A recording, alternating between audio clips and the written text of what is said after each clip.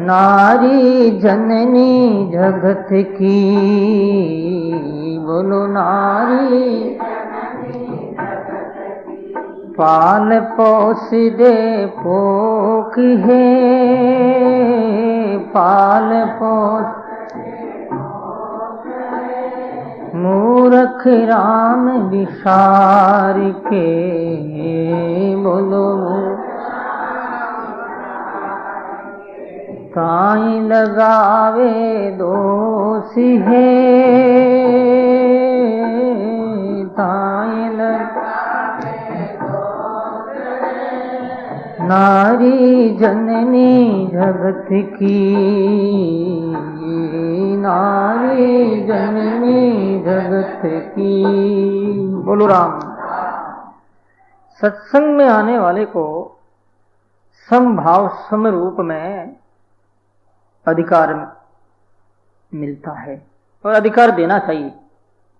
वो एक श्रोता के रूप में आया है, वो एक जिज्ञासा को लेकर के आया है।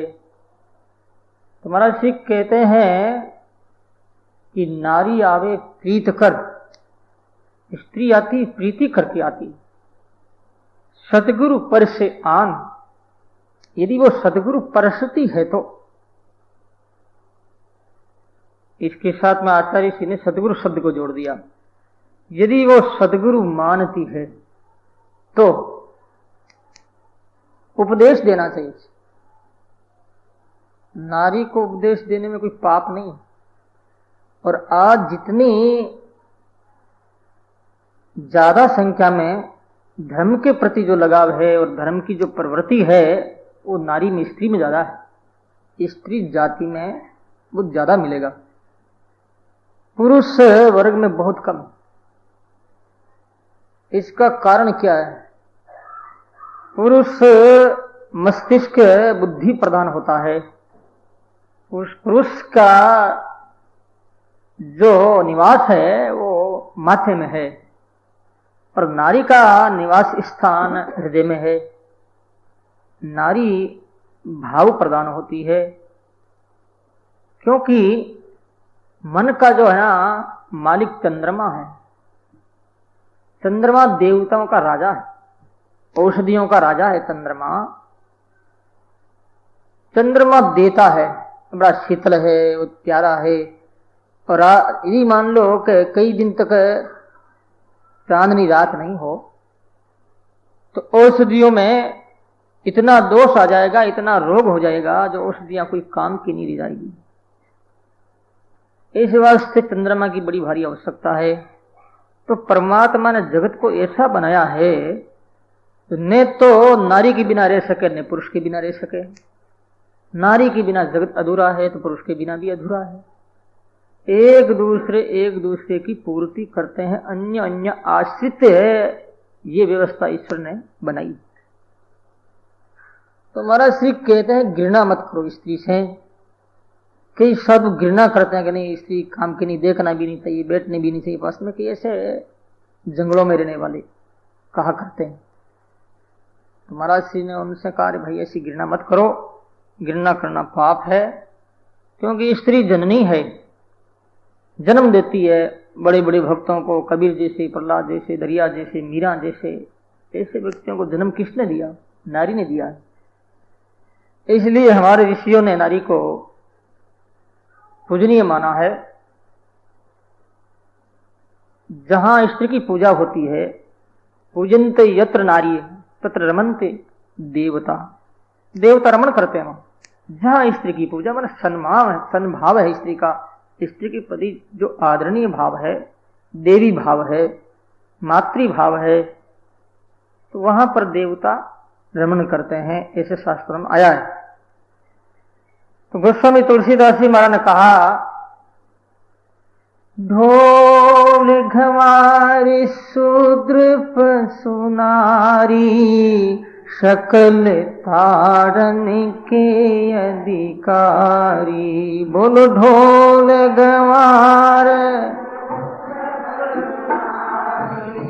सकल तारण के अधिकारी। जय सिया राम, जय जय सिया राम, जय सिया। बोलो हाँ, जय सिया राम, जय जय सिया राम, जय सिया राम, जय जय जय सिया राम, जय सिया राम, जय सिया राम, जय जय सिया राम। बोलो राम। तो गोस्वामी जी ने नारी जीवन के प्रति, नारी स्वभाव के प्रति व्यंग्य में कहा कि ढोल गंवार शूद्र पशु नारी। ढोल और गिंवार और शूद्र, निम्न श्रेणी के जो व्यक्ति होते हैं, शूद्र बुद्धि होती है, ओछी बुद्धि जिसकी, पशु, इनको मारना चाहिए, पीटना चाहिए। ये कहा किन को करना चाहिए? तो रावण कहता है मंदोदरी से, जिनके ये लक्षण है, सास चपलता, अनृत माया, भय अविवेक, अशोच अदाया। सास, स्त्री के अंदर इतना साहस है और उसके अंदर ये बात आ जावे मन में तो वो कर बैठती। बनी खुद मर जाओ, तो पति को भी मार दे, तो संसार मर जाए। इसी बड़ा भारी साहस है उसके अंदर। जब देह बिछड़ जाता है, कोई वेग, आवेश, भाव, साहस है। ऐसे शास्त्रों का बहुत उदाहरण है जिसका कोई पार नहीं। साहस, चपलता, चपलता बहुत ज्यादा, चंचल बहुत, अनृत माया, और माया कर तो इतनी जानती है, एक सेकंड में तो रोती, एक सेकंड में हंसती, ये माया। भय अविवेक, अशोच अदाया। रावण कहता है भय भी रहता है, भय भी थोड़ी सी बात और डर जाती। अविवेक, अशोच, शुद्धता, अदाया, दया भी नहीं। अवगुण 8 सदा उर रही। रावण बोलता है मंदोदरी से कि मंदोदरी तू क्या डरती है? ये तो स्त्रियों में स्वाभाविक ऐसे दुर्गुण रहते हैं कि क्या? भय अविवेक, अशोच अदाया, अवगुण 8 सदा उर रही। ये 8 अवगुण रहते हैं। तो गोस्वामी जी कहते हैं ऐसे 8 जिसमें अवगुण है, ऐसी स्त्री के लिए ताड़ना की प्रेरणा दी। ताड़ना में मारना नहीं है, समझाना। जिसके साथ में ढोल को जोड़ दिया, ढोल जो है ना, ढोल को ताड़ना मतलब उसको बजाना है। यदि ढोल को, जैसे ये है तबले बजा रहे हैं, तबले वाले अच्छे तबले बजाते हैं, बजाना मतलब ताड़ना, पीटते हैं इनको। ढोल को पीटते हैं लकड़ी से, बेंत होती उसे पीटते हैं, लेकिन इतने जोर से पीटेंगे तो वो फूट जाएगा ढोल, फिर वो बजने लायक नहीं रहेगा, काम का नहीं रहेगा। तो पीटने का मतलब क्या है? ताड़ना बताया। ताड़ना का मतलब है समझाना, मारना नहीं। मारेगा तो स्त्री खत्म हो जाएगी, फिर घर कैसे रहेगा? इसलिए ताड़ना माने समझाना। और ऐसे ही गिवार को भी समझाना है। मर्डर कर देगा तो 302 की धारा लगेगी, जेल जाना पड़ेगा, मार थोड़ सकते हैं। और पशु को भी प्रशिक्षण देते हैं। राजस्थान में देखा ऊंट कैसे चलाया जाता है। ये नारा जो होता है, गाय का बच्चा, बछड़े बड़े होने के बाद में हल जोता जाता है, उसे भी जो है रथ पे उसको चलाया जाता है, रथ से जोड़ करके। तो ये प्रशिक्षण है, ये ताड़ना है। नहीं चलता तो सब बेंच दिखाते हैं और कभी गेंद से पीटते हैं भी थोड़ा बहुत, लेकिन सर्वांश नहीं मारते हैं। तो ताड़ने का मतलब ये है, जिनमें ये 8 अवगुण उनके लिए बताया है, उनको ताड़ना चाहिए। और जिसमें ये 8 अवगुण नहीं है, उनको ताड़ने की कोई आवश्यकता नहीं। ध्यान वृक्ष ने आप तो बात समझ में आएगी। तो आचार्य ऋषि दरिया महाराज कहते हैं कि नहीं भाई, इसमें 8 अवगुण है तो भी मत ताड़ो। यदि आध्यात्मिक जिंदगी से रुचि रखती है तो उनके साथ में सद्व्यवहार करो, तो सत्संग में ताड़ना मिलेगी ऑटोमेटिक अपना आप। सुनते सुनते सुनते सत्संग में हर आदमी को ताड़ना मिलती। इस वास्ते महाराज श्री ने दूसरी साखी में कह दिया कि नारी जननी जगत की पाल पोष दे पोख, मूर्ख राम विसार के ताई लगा भी दोष। नारी जननी जगत की जननी, पालन करती, पोषण करती है, संसार की रचना करती, संसार का निर्माण करने वाली कौन है? नारी। तो मूर्ख जो है राम को विसार करके दोष लगाते हैं। तो जब तक नारी में नारित्व नहीं है, नारित्व का मतलब नम्रता, दीनता, नम्रता, झुकना, अहम को गिराना, नारी अहम को गिराती। आप देख लो, कहीं भी भाई बगनाई से आपके घर आएंगे तो स्त्री पलंग पर बैठी नहीं रहेगी, उसका पति पलंग पर रहेगा, कुर्सी सोफा सेट पर रहेगा, वो बेचारी नीचे ही बैठेगी। हमने तो देखा हूं, कहीं भी हम लोग घरों में बुलाते हैं तो हम देखते हैं तो भाई तो सोफा सेट पर बैठ जाता है, वो नहीं बैठती हमारे सामने, नीचे बैठेगी। ये नम्रता है, झुकना है। तो इस वास्ते संतों ने क्या किया, मध्यकाल में जितने ही जो संत हुए हैं उन्होंने आत्मा में नारित्व की स्वीकृति अपनाई, नारित्व लक्षण को अपनाया है। जितने ही संत हुए उनकी सुरती है, और सुरती से परमात्मा को जोड़, परमात्मा के चरणों में जोड़, यानी परमात्मा को पति माना और खुद जो है स्त्री बन गई। कौन? संत। जितने ही संत, कबीर, दादू, दरिया, इनकी वाणी में सारी भरी पड़ी है नास नाप। कहा कहूं मेरे पीऊ की बात, बहुत भजन दरिया महाराज की इसमें कम से कम 4-5 भजन है वाणी में, और साखियां तो कई है। कबीर की वाणी में है, दादू की वाणी में हमने देखा है, पढ़ा है। तो यह ऐसे गोपी भाव को क्यों स्वीकार किया? भगवान कृष्ण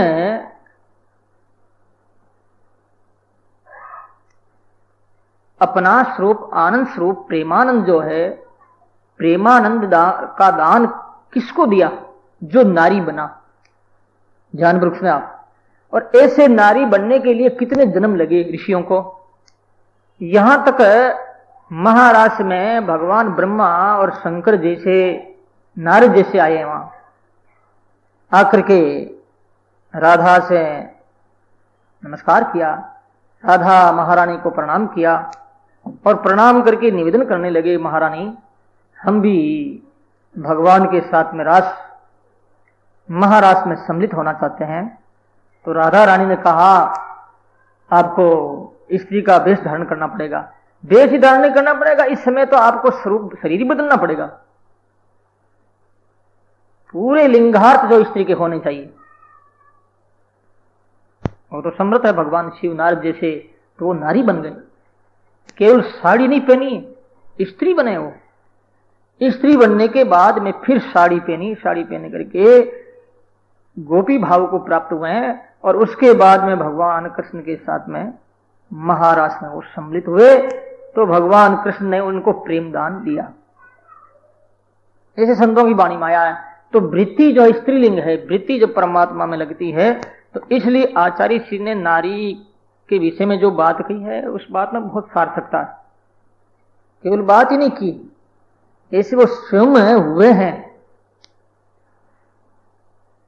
नारी कितना सहन करती, मल मूत्र बच्चा जो करता है वो साफ करती है, पेट में पहले रखती तो कितनी दुख पाती बेचारी, जन्म होने के बाद में फिर कितना वो परिश्रम करती, पुरुष नहीं कर सकता।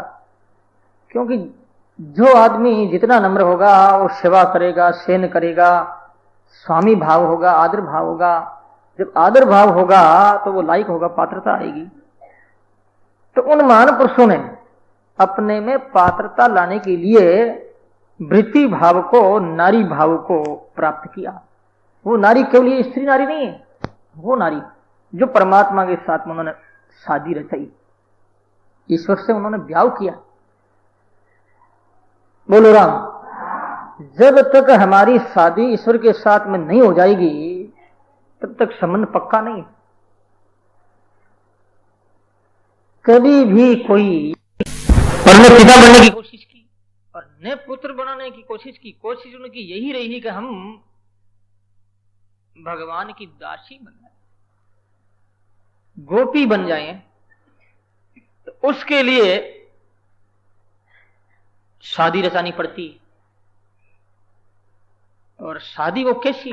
वो शादी कोई संसारिक शादी नहीं, बड़ी प्यारी शादी, दिव्य चिन्मय शादी, जीव और शिव का जहां मिलन है। एक बहुत बढ़िया पद है, आप ध्यानपूर्वक सुने और यदि हो सके तो साथ में गाने की कोशिश करें। हाँ, करनो करनो मारी सुर तारो ब्यावे, सुर तारो ब्यावे, जोड़ीरो भनड़ो ना मिल्यो। बोलो करनो करनो मारी सुर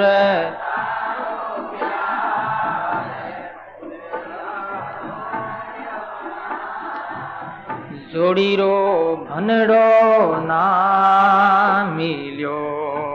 अरे मिलिया मिलिया माने बहु तेरा लोग, बहु रे तेरा ओरा से दिलड़ो ना मिल्यो। बोलो मिलिया मिलिया माने बहु तेरा लोग, बहु रे जोड़ी दिलड़ो ओरा सू दिलड़ो ना मिल्यो। ओ जोड़ी रो भनड़ो ना। हा सुरता फिरी आए, सुरता फिरी आए, चारों ही खूंटे ओ चारों ही दिशा जो मिया। सुरता फिरिया फिरिया, बोलो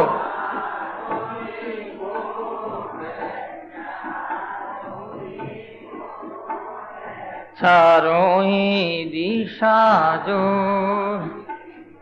हमारे देई माई दर्शारे देव, राम दर्शारे बिंद ब्रह्म मावियो। सुरता पुकार प्यारी लागे, सुर तारो ब्यावे, सुरता जोड़ीरो भनड़ो ना मिल्यो। हा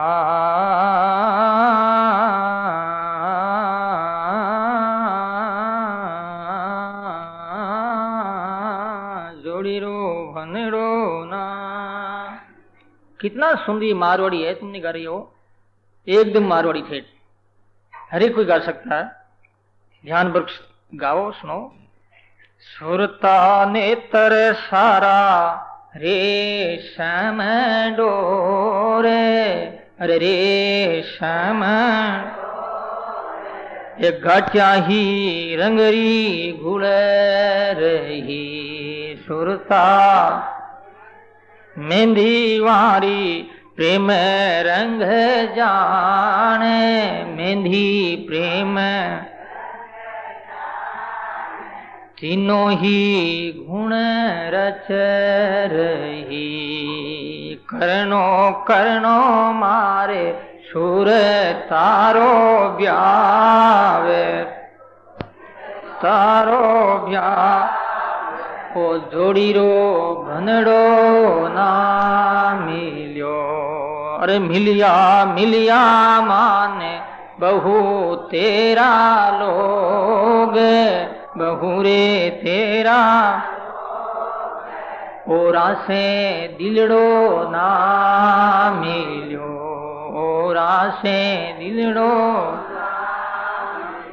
हा सुरता सूरत गगन रे रे माये, गगन रे रे रतड़ा ने आगो हाकियो। रे सुरता सूरत गगन रे माँ, हथड़ाने आगो और बैठा ईडा पिंगला रे नारे, पिंगला रे नारे, सुखमन मंगल गानिया, करनो करनो मारी सुर तारो ब्यावे, सुर तारो जोड़ी रो भनड़ो ना मिलो। सजनों, कितना प्यारा शब्द ये कि आध्यात्मिक जीवन की खास जो रहस्यमयी धारणा है, ये बात महर्षि कहते हैं।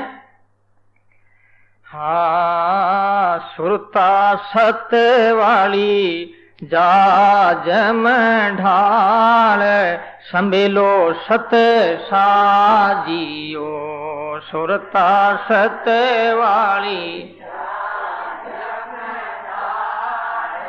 संभेलो सत्य साजी। अरे जरा रुपया दिया रे चुकाए, दिया रे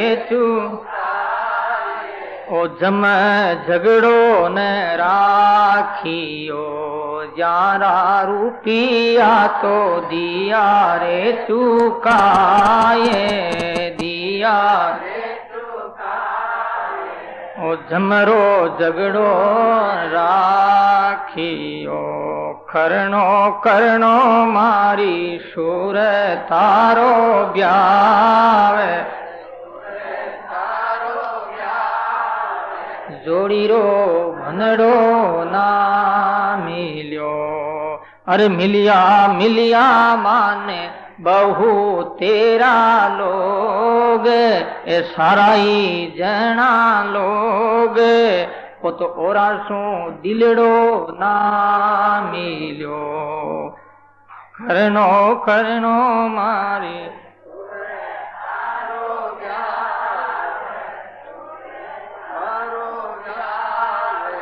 जोड़ी रो भनड़ो ना। हाँ सुरता ढल गई मांझल रात, ब्रह्मा जी ने हेलो पाड़ियो, रे सुरता ढल गई, ब्रह्म जी ने हेलो पाड़ियो। अरे बेटा ब्रह्म जी रे बाचे रे भेद, बाचे रे भेद, फेरा रे इन विद फेरिया, रे बेटा ब्रह्म जी तो बाचे रे भेद, बात फेरा रे इन विद फेरिया, करनो करनो मारा सुर तारो ग्यावे, सुर तारो ग्यावे, ओ जोड़ी रो भनड़ो ना। अरे धिने धिने दास कबीर, जाने इसड़ी बणी, धीने धीने जाने इसड़ी बणी। अरे एड़ो कोई करे सिरे ब्यावे, ओ करे सिरे ब्यावे, वही मारे सिर धनी। एड़ो कोई भाई करे लारे ब्यावे, करे लारे वही मारे सिर धनी। करनो करनो मारी सुर तारो ब्यावे, सुर तारो जोड़ी रो भनड़ो ना मिलियो। मिलिया मिलिया माने बहु तेरा लोग, बहु रे तेरा लोग, और से दिलड़ो ना मिलो, और से दिलड़ो ना मिलो। बोलो राम। कितना बढ़िया प्यारा आध्यात्मिक भजन है ये। कर्णो कर्णो रे सुरता रो ब्याह, सुरता कंवारी भगवान के बिना, उसका कंवारपना कब उतरेगा? तो आज संत महात्मा कह रहे हैं कि भाई करे क्या, अभी तक जोड़ी का बंधड़ा ना मिला। भागवत माता ना अमृत निकला है शरीर सागर में, लेकिन लक्ष्मी जी भी निकले। लक्ष्मी जी ने वरमाला हाथ में ली, हाथ में लेकर के चारों ओर वो देख रही है और माला लेकर के दौड़ रही। देवताओं की पंक्ति लगी हुई है, राक्षसों की लगी हुई है, सत्पुरुषों की लगी हुई है, लेकिन वो अवगुण देखती रही कि शंकर भगवान तो लेकिन शमशान में रहते हैं, तो इतना प्यार जो मिलना चाहिए वो प्यार नहीं मिलेगा। उसके बाद में लोमस ऋषि के पास गई। लोमस ऋषि बहुत ही, जब ब्रह्मा जी महाराज शरीर छोड़ते हैं ना, तो लोमस ऋषि क्या करते हैं, अपने सिर का एक बाल उखाड़ करके पिताजी के पीछे जो है देते हैं। वो मुंडन होता है ना, मुंडन करते हैं। इसलिए इतनी आयु है लोमस से अधिका ने, ऐसे भये तो क्या तुलसी लोचन रामन जाने। इतनी उम्र भी प्राप्त कर ली, यदि राम का में प्रेम नहीं है और राम के साथ में शादी नहीं की, तो वो प्रेम वो काम का नहीं, इतनी उम्र काम की नहीं। तो महाराज लक्ष्मी जी ने देखा कि इसमें ये अवगुण है, इसमें ये अवगुण, करते करते जोड़ी को बंधड़ो ना मिलियो। फिर जोड़ी को बंधड़ो कौन मिलियो? लक्ष्मी ने भगवान नारायण के गले में माला डाल दी कि यही मेरे पति होने के लायक है। इस वास्ते यहां पर कह रहे हैं कि मिलिया मिलिया माने बहु तेरा लोग। बहुत लोग मिले, बहुत लड़के मिले, लेकिन लायक नहीं मिले। और से दिलड़ो ना मिले, दिल नहीं मिला हमारा परमात्मा को छोड़ो। संसार में कितने देवी देवता है, कितना प्रलोभन है। इस देवता का ध्यान करने से धन मिल जाएगा, इसका करने से बुद्धि मिलेगी, इसका करने से रोग जाएगा, इसकी आराधना करने से घर में ये हो जाएगा। लेकिन महापुरुष कहते नहीं, हमारा दिल नहीं मिलता है ईश्वर से, ईश्वर की सिवाय, क्योंकि मोटा तो हुआ सबसे। सुरता फिरिया चारों ही खून, चारों ही दिश जो भी है, चारों दिश घूमते रहे, लेकिन कहीं जो है मन नहीं माना। करते करते फिर क्या किया, परमात्मा से मन माना। सुरता ने क्या किया, कंगन पेर लिया, करणी का कंगन पेर लिया और ज्ञान का लख लियो। नख लियो कहां पेरते हैं माता भाई, कहां पेरती? लख लिया हाथों में पेरती क्या? तो वो लख लिया कौन सा? ज्ञान रूपी करणी रो कंगन है। और झरना रो जामो पेर लिया, साड़ी पेरी। झरना में धैर्य, धीरे धारण करना। और ममता रो मोड़ बांधियो, ममता कर लिया, मोड़ बांध लिया, बढ़िया मोड़ हो गया शादी करने के लिए। और सुरता का नेत्र मानो रेशम की डोर हो गई। डोरी भी तो नहीं कि गूंथते ना पति और पत्नी को, गलजोड़ा जोड़ता है। और गांठियां रंगरी गुलहरी। रंग कौन सा? जब साधना करते हैं, भजन करते हैं, सुगंधी आती है, अपने अंदर ग्रंथि फूटती। ये सही बात है। कुछ महीनों के पहले एक संत की ऐसी ग्रंथि फूटी, इतनी सुगंधी रही कमरों में, जो इतनी सुगंधी थी वो, तो गांठियां रंगरी गुल रही। सुरता मेहंदी थारी प्रेम रस जान। मेहंदी क्या? प्रेम का जो रस वही मेहंदी है। तो महाराज आगे बताया है करते करते कि धिन धिन दास कबीर, जान इछड़ी छड़ी, ऐसी जान बनी जो ऐसा जो पिया मिला है पति, ऐसा जो ब्याह हुआ है और ऐसा जो ब्याह कर ले तो वो हमारा धनी, वो हमारा मालिक। संत कबीर कह रहे हैं, संत कबीर कहते हमारा कोई मालिक नहीं। कौन मालिक है? जो ऐसी शादी रचाई है, किसके साथ? प्रभु के साथ, वो मेरा धनी। इसलिए मीरा ने कृष्ण के साथ में शादी की, गोपियों ने भगवान कृष्ण के साथ में शादी की। लक्ष्मी समुद्र से निकली, लेकिन किसी को भी अंगीकार नहीं किया कि जोड़ी का बंधड़ा नहीं था। तो ऐसे परमात्मा के साथ में हमारा संबंध हो जाए। तो आचार्य सिद्धरिया महाराज ने अपनी वाणी में ऐसे वृत्ति जो स्त्रीलिंग है को स्वीकार करके, जिससे कि नम्रता और अहंकार गिरा करके परमात्मा के पास पहुंचते हैं। जब तक अहंकार है तब तक ईश्वर के साथ हम एक नहीं हो सकते। पुरुष कोई है ही नहीं, मीरा ने अपने जीवन में कोई पुरुष नहीं देखा, एक कृष्ण को ही पुरुष माना है। महाराज जी ने नारी के बारे में ये बात कही। हमारे राजस्थान में नागौर जिला में हरनावा गांव है, और हरनावा गांव में एक रानाबाई महाराज हुए हैं, बहुत उच्च कोटि के संत हुए। तो रानाबाई जब छोटी बच्ची थी तो वो साधना में लग गई, और साधना में लगी तो लोगों ने बहुत निंदा की कि साली बदमाश है, साधु बन जाएगी, ऐसा करेगी, साधुओं के पास जाती है, गुरु के पास में बैठी रहती है, दिन में बैठी रहती है, रात में बैठी रहती है, अकेली रहती है। इतनी आलोचना की। और आलोचना किसने की? अपने घर वाले करते हैं, दूसरे लोग आलोचना थोड़ी करेंगे, घर वाले ही करते हैं। तो घर वालों की बात पड़ोसी सुनते, फिर बात फैलती, ऐसा नियम। तो इतनी बात फैल गई उनकी, लेकिन वो दुखी नहीं हुई। उनका जो क्रम था, रोज गुरु के पास में जाकर के दर्शन करना, साधना सीखना, साधना करनी। एक दिन उनका गुरु खोजी थे। एक दिन खोजी जी ने विचार किया कि बेटी तू मेरी बच्ची है, लोग देख रहे हैं। तो खोजी जी ने उसने उसको क्या किया, गोद में बैठा लिया। कह रहे देखो देखो गोद में बैठा लिया, देखो ये बाबा। इतने में देखते देखते खोजी जी छोटे से बच्चे हो गए, वो मां बन गई, उनके गोद में बैठ गई। लोगों को बड़ा आश्चर्य हुआ, ये तो बड़ी महापुरुष है। इतनी निंदा करने वाले लोग थे जो कि उनके चरणों में गिर गए। यहां तक उनको दुख बहुत दिया घर वालों ने। राक्षस आया था बारात लेकर के, भूतों को लेकर के राक्षस आया। इतनी वो सुंदर थी। कौन? रानाबाई। इसका नाम ही रानी जैसी सुंदर, इसलिए उसका नाम राणा पड़ा। संत जात की वो जाटनी के घर जन्म लिया था उसने। तो राक्षस आया तो अब उसकी भौजाई कहती है कि देख बेन नंद, अब नंदो आया लेवनथन घना दिन याद। ब्रह्म राक्षस था हमारा, भूत प्रेत उनके साथ में थे। तो रानाबाई ने कहा कि भाभी जी आने दो, कोई बात नहीं, बंदड़ो आ रहे हैं तो शादी तो मुझे करना है, आने दो उसको, किसकी शादी होती है, आया हो।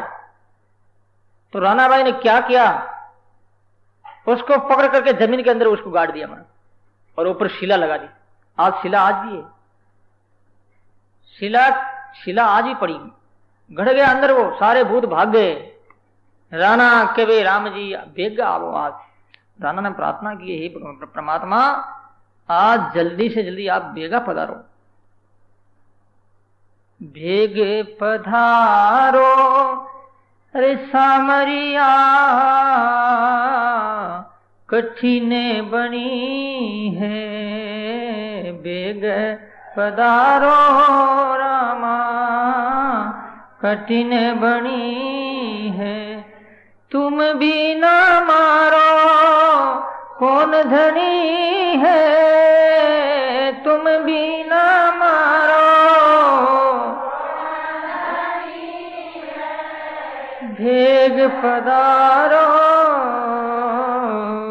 कठिन बनी है, भेग पधारो कठिन बनी है। बोलो राम।